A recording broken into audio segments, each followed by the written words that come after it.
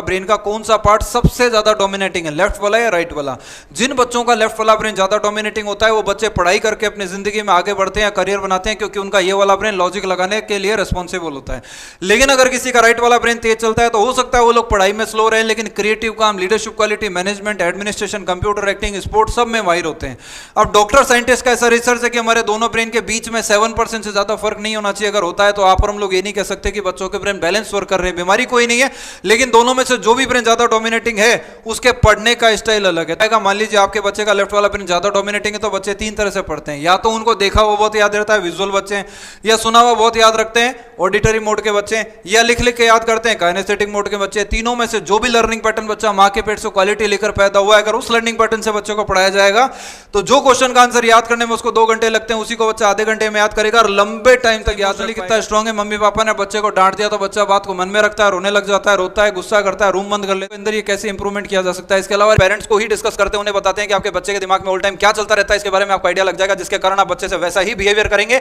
तो आपकी ट्यूनिंग बहुत ही शानदार बच्चे से निभेगी, आपके अनुकूल आपका बच्चा चलेगा। इस टेस्ट के लिए कोई एज लिमिट नहीं है, 1 साल से 100 साल किसी का भी किया जा सकता है, लेकिन इस टेस्ट में दी गई वीकनेस को दूर करने के लिए हम बच्चों को रिमेडियल प्रोग्राम भी कराते हैं, जिस प्रोग्राम का नाम है पीनियल ग्लैंड एक्टिवेशन, जिसमें बच्चों को 12 दिन की क्लास कराई जाती है, संडे 3 महीने की क्लास होती है, जिसके अंदर बच्चों को हम 40 तरह की brain exercise, brain gym, dance, aerobics, yoga, Zumba, आंखों की एक्सरसाइज, ब्रेन की एक्सरसाइज, ब्रेन का योगा कराते हैं, जिससे बच्चों की याददाश्त बहुत अच्छी हो जाती है, फोटोग्राफिक मेमोरी अच्छी हो जाती है, स्टेज पे आके बोलने का करे जाता है, लैंग्वेज स्किल सुधरती है, क्रिएटिविटी बढ़ती है, 2 घंटे वाली चीज आधे घंटे में याद करते हैं, लंबे टाइम तक याद रख पाएंगे, फोटोग्राफिक मेमोरी बढ़ेगी। उसके अलावा